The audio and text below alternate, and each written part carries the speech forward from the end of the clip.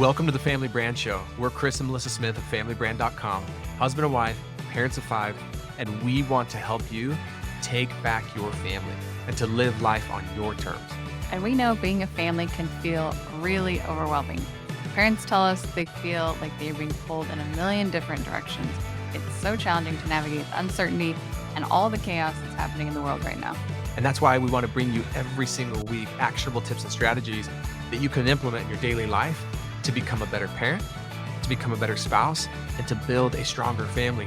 And look, there's never been a better time and a more important time than right now to take back your family. You can define what your family stands for, or the world is going to do it for you.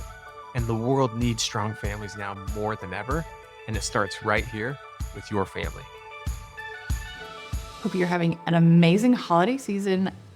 I feel like people always ask me, are you ready for Christmas? And inevitably, I am not. And this year is no different. But it always works out fine. So I hope that you are enjoying the holidays. And today I wanted to talk about, I might feel like looking forward a little bit, but I think this is the perfect time of year to really be looking at the new year. I think the new year is such a beautiful time to be intentional. And that's where we're going to talk today about our New Year's activity that hundreds of people have downloaded. It's free and it's releasing again this week. And it's all new, brand new, updated, and families love it. Like, I still hear from families that say that they did it.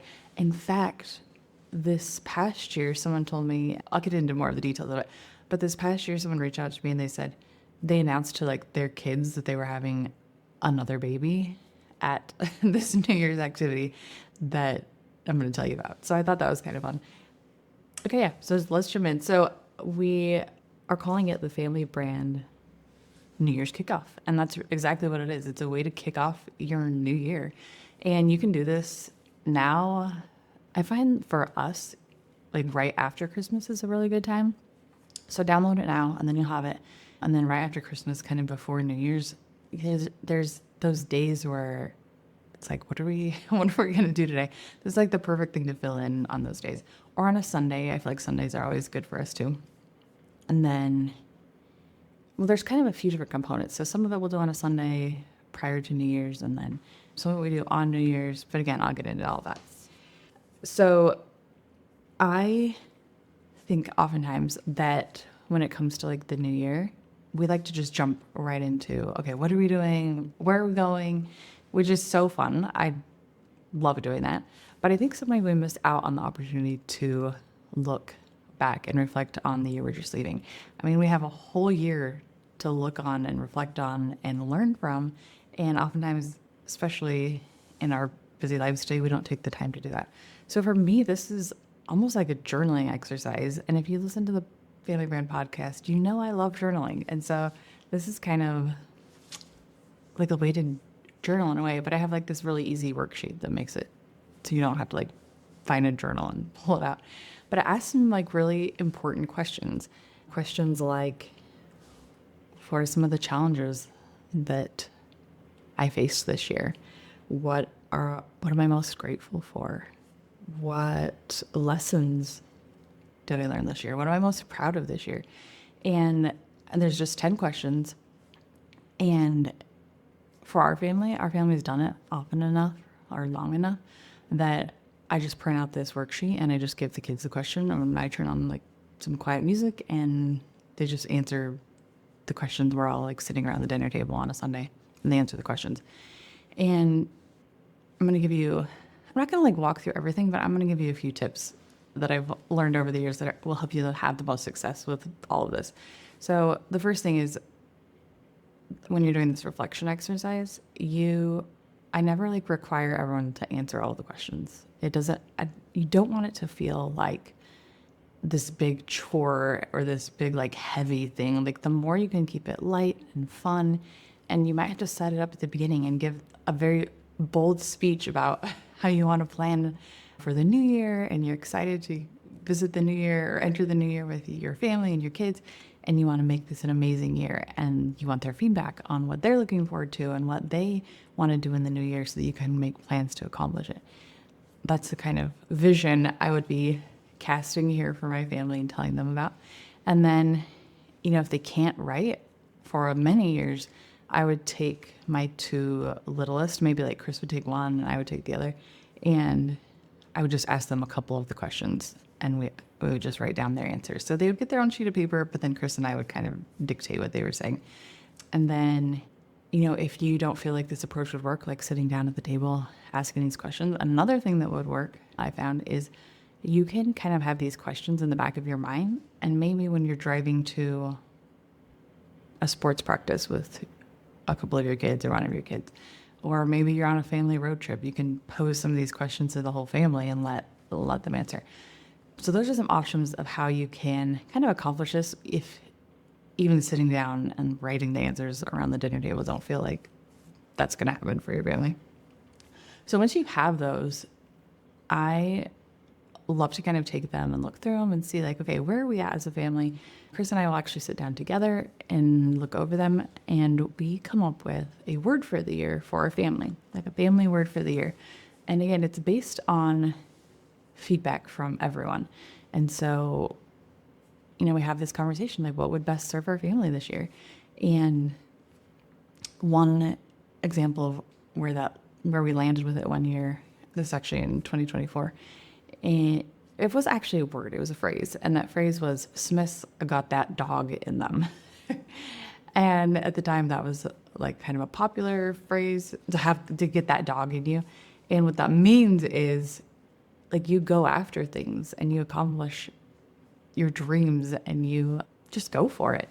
And, we'd seen the feedback from our kids that they had some big things they wanted to do in sports and in school. And so that was our reminder that entire year to like, okay, yeah, if you want it, like you got to go for it. You got to get that dog in you.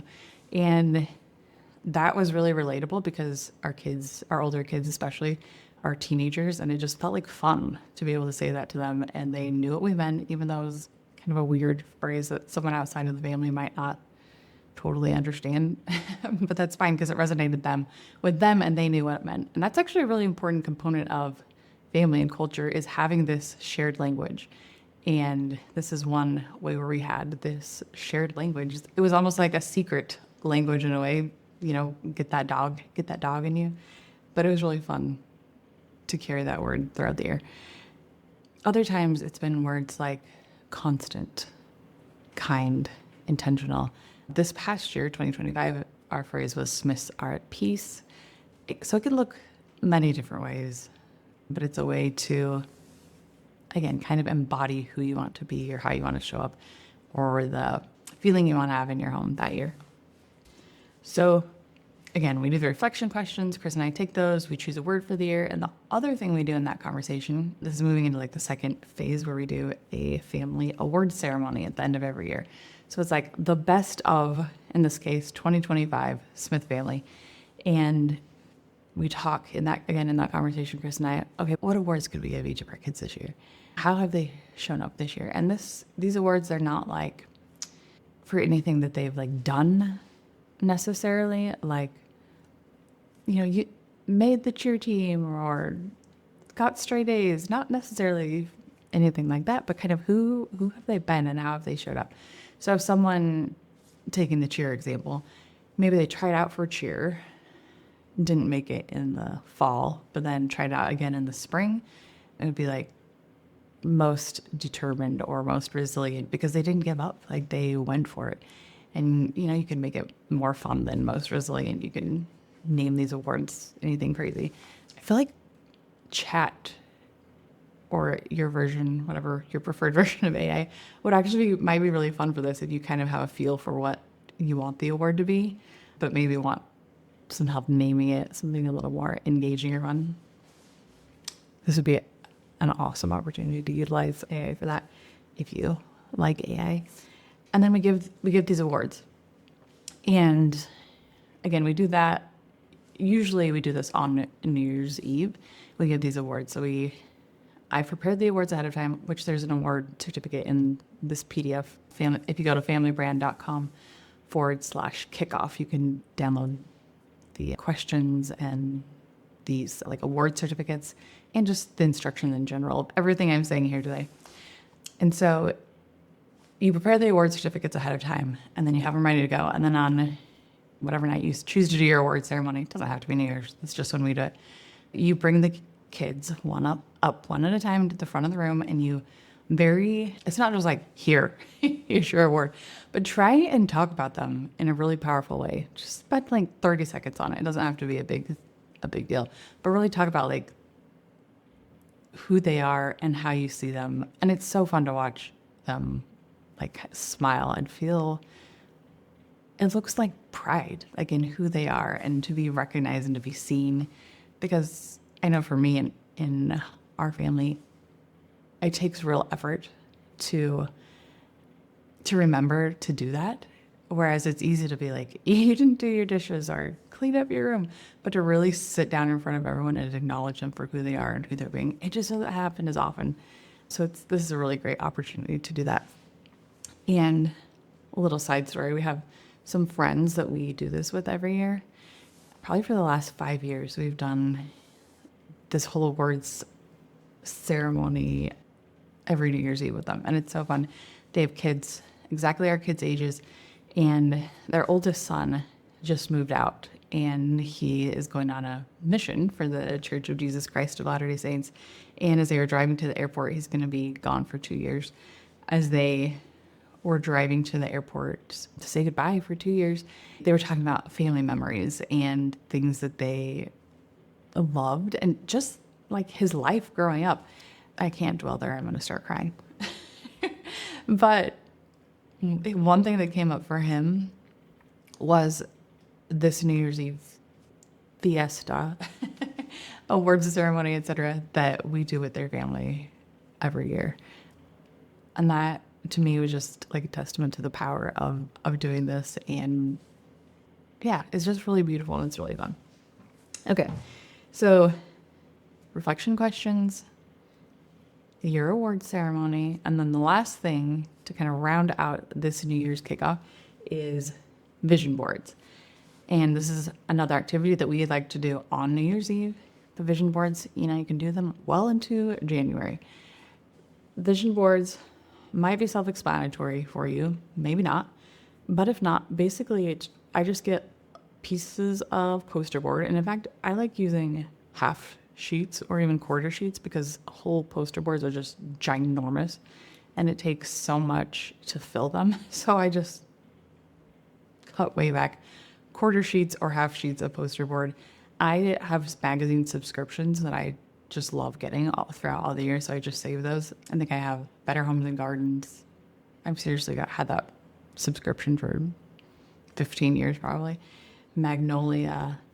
And then throughout the year, I know this is coming, so I save subscriptions, or not, they're not even subscriptions. Sometimes you get ads in the mail, or at least I do, to, maybe Outdoorsy magazine. Like Yeti has an incredible ad that they send out, which, come to think of, I haven't seen that lately. We must not have been buying from them recently, but like Yeti has great ads, or if there's outdoor gear, or just whatever your interests are, maybe you get ads around that are good to save, like have cool typography or pictures or images.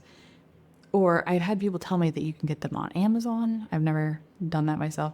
Or I just had someone telling me this last week, they found some on Facebook Marketplace, but then they got there and they all smelled like cat pee. So see what you can find. I hope you have better luck than they did. But people always ask me, well, where do you get your magazines? There's some options for you without having to go out and buy brand new magazines, because they're kind of expensive, honestly. So you gather your poster board and you gather your magazines. Or some people, I prefer magazines, but some people can just look up images and then print them out off their computer. Like if your kid wants a picture of a basketball, just find a picture of a basketball and print it out. I don't like that as much, but sometimes we, if there's one thing you want on your vision board, you just can't find it in a magazine, we'll print it out. But the idea here is you can take your reflection questions and it'll give you some clues as to this next year. For example, what are you most excited about? What do you want to what's most important to you in this coming year? Those are a couple of the questions on the reflection questions. So that I feel like helps guide your vision board. We always encourage our kids to choose a word of the year also, and that goes on the vision board. And so there's a few, again, different approaches to this for each individual person.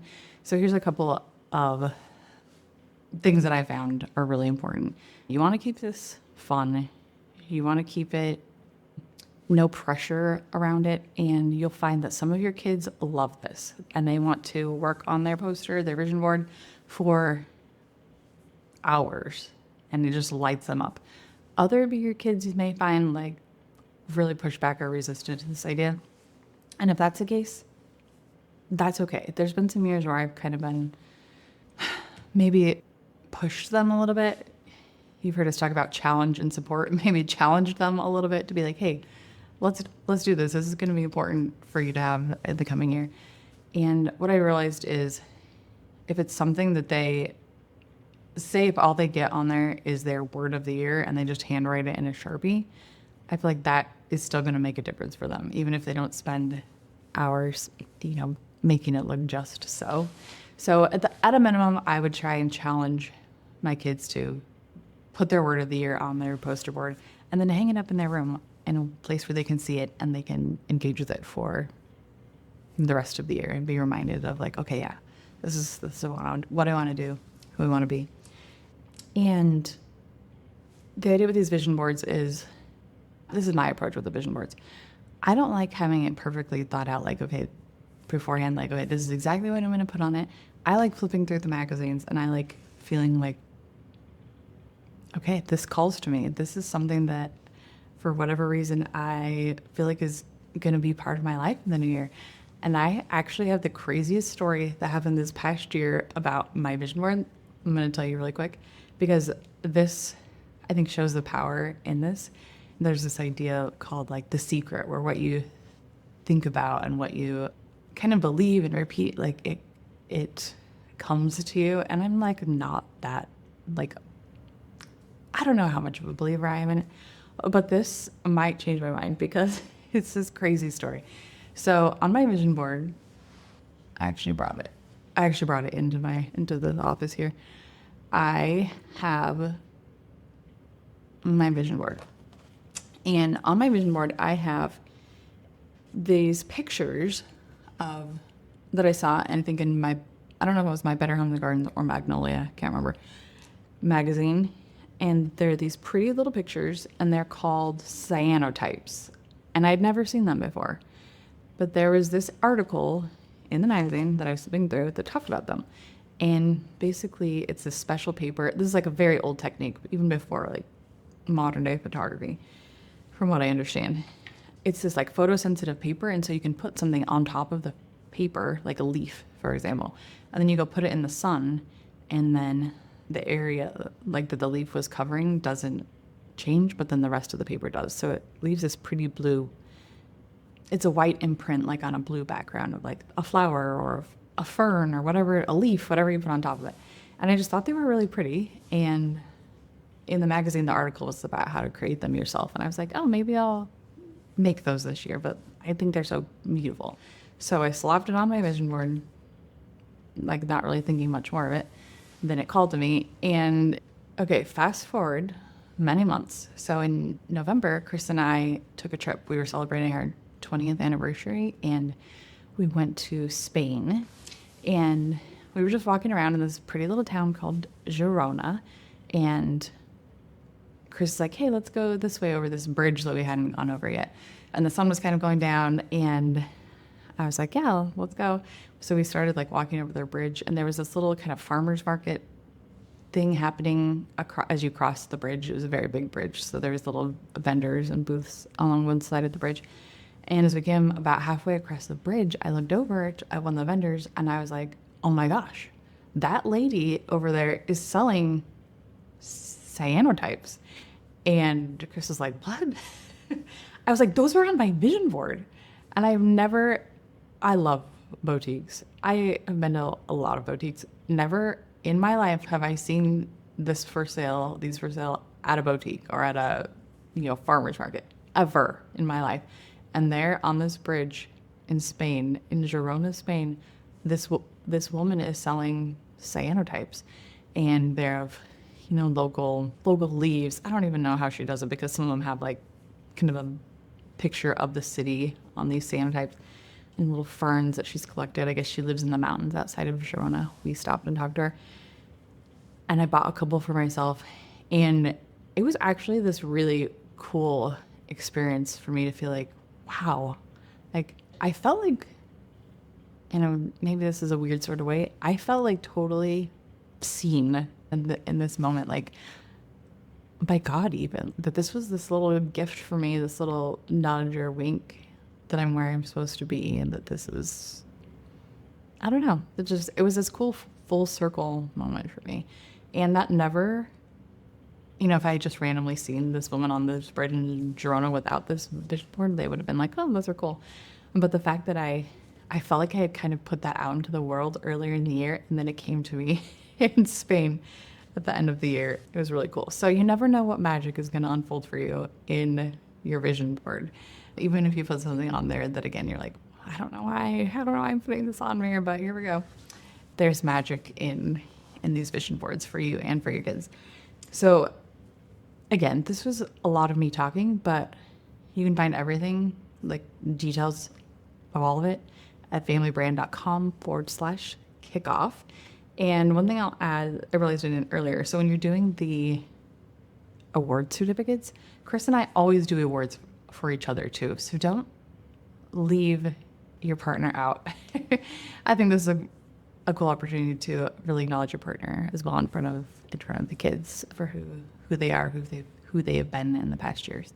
I hope that you do this. It's so fun. And if you do, I love seeing this. And I think it helps other families build momentum as well, like heading into the new year, because who doesn't want momentum going into the new year, and to feel like, okay, let's do this 2026. So I hope you tag me on Instagram, hey Melissa Smith, and I'd love to see it. And I hope you have an amazing Christmas, New Year's, and to talk again soon. All right, so that is it for today's episode of the Family Brand Podcast. But before you go, we have something fun for you. Yeah, like if you've ever wondered, okay, so how's our family culture actually doing? We've got an incredible quiz for that. Good news, it's quick, it's free, and when you're done with that quiz, we'll even email you this awesome PDF full of practical ways to strengthen your family culture right away. So all you have to do is go to familybrand.com/quiz, take the quiz, grab the PDF. We'll see you next time.